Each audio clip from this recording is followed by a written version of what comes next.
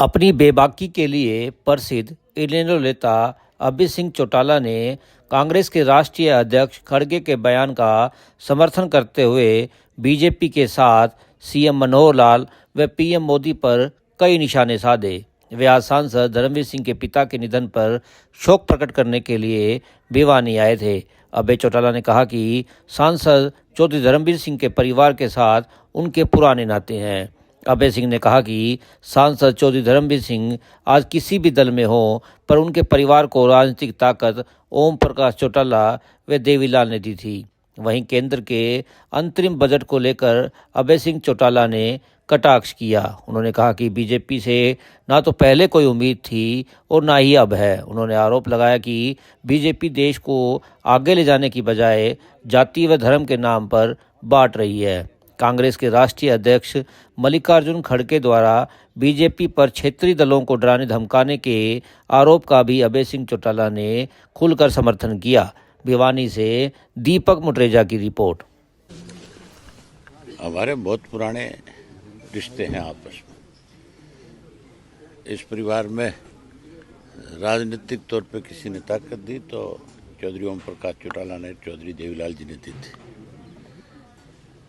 अब अलग अलग राजनीतिक दलों में लोग अपनी अपनी राजनीति करते हैं, लेकिन जब कभी भी किसी भी परिवार में,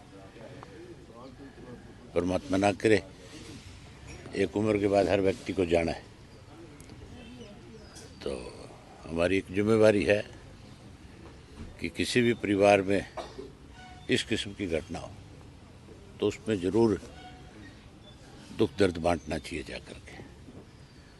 आज मैं अपनी जिम्मेवारी निभाने आया हूँ। कल अंतरिम बजट पेश किया जाएगा केंद्र सरकार का, क्या उम्मीदें लगती हैं? पहले क्या उम्मीद थी, पहले क्या किया था?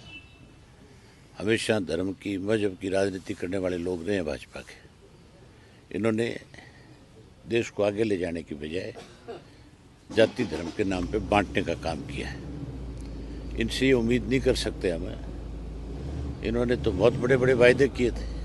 2 करोड़ बच्चों को रोजगार देने की बात करी थी, 15 लाख रुपए आम आदमी के खाते में देने की बात करी थी, गरीबी खत्म करने की बात करी थी।